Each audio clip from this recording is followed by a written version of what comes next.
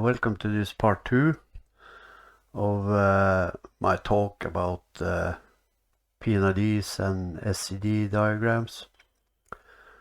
In part 1 I talked about things which are mostly information which are mostly found on P&IDs, which is like how the system works process-wise, which kind of physical components are installed on the system, and what they do, and things like that. First of all, I want to mention that this is a never-ending and complex subject, and my knowledge is limited, so I will just try and explain things in my own way and as simple as I can, and hopefully you will get something out of it.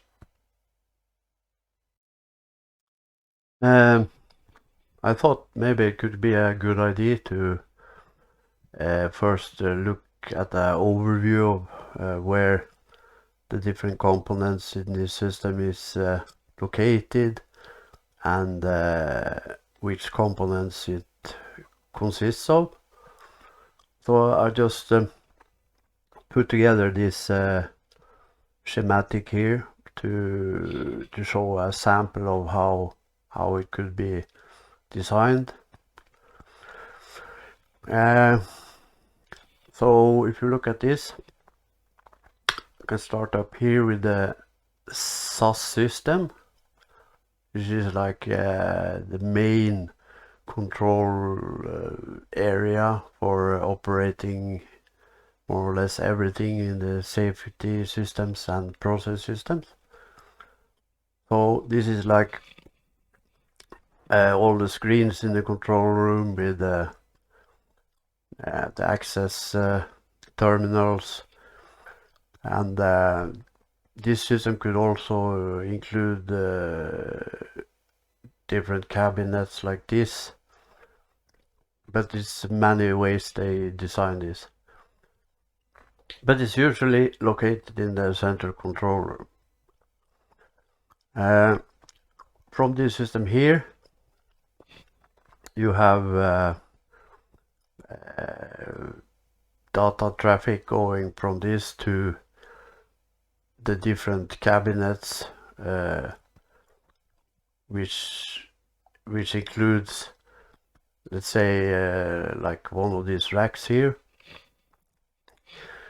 could be like all the control cards for a certain system, like in our example the main cooling medium system. So they could maybe have located different cards, interface cards, in this rack here for that system,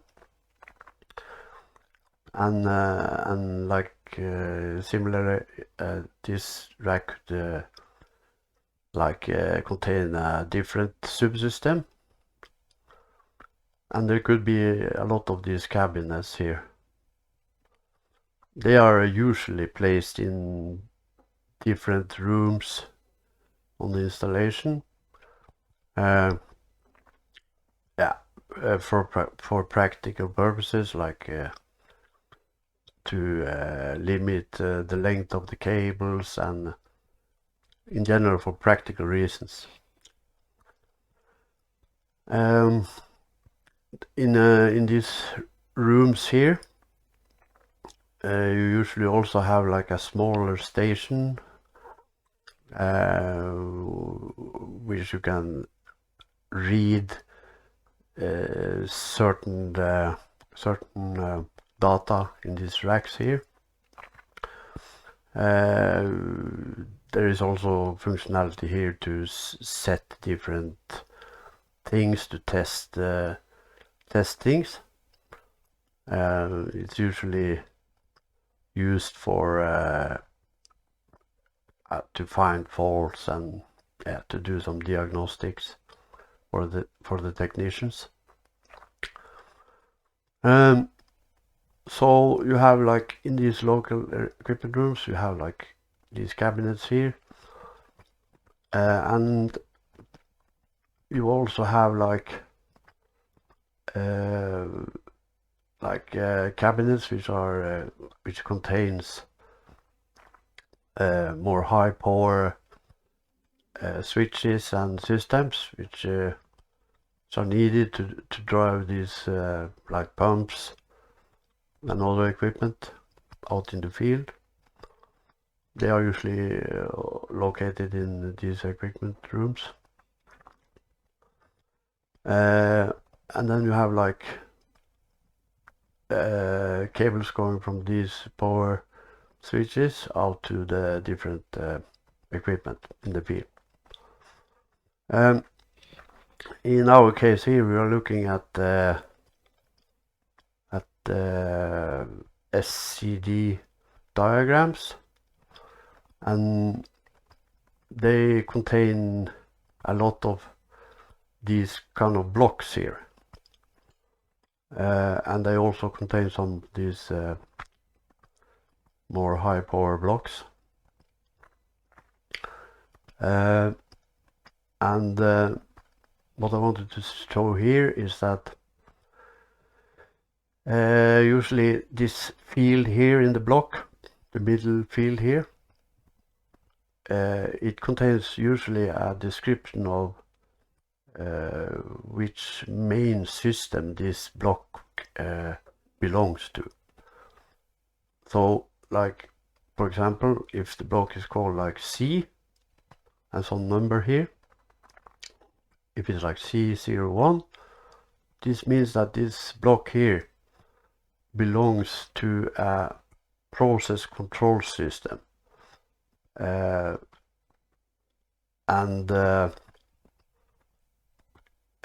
you have like different ones you can have here, like P and some number, which is like a PSD block, which is a process shutdown block.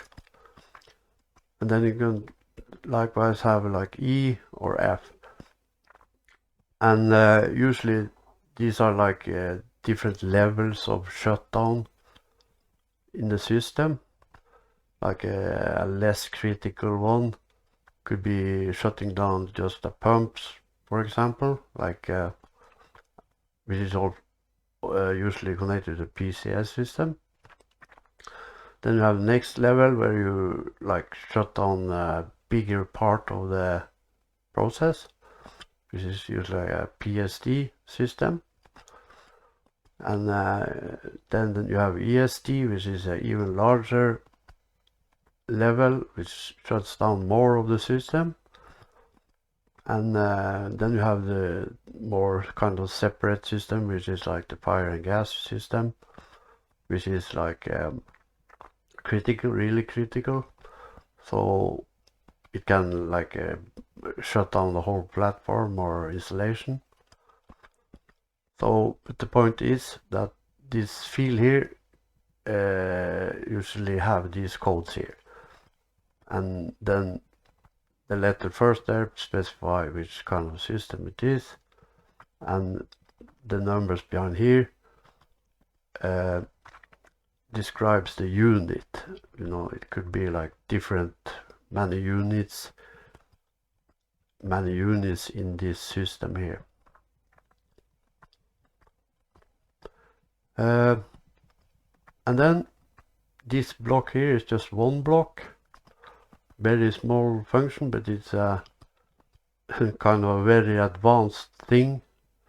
This block here can be configured in hundreds of ways to achieve what you want. So you have like many of those blocks there built into maybe just one card, and then you have several cards in this rack here, depending on what you need. So it's just a brief explanation of maybe how the system is designed in a simple way.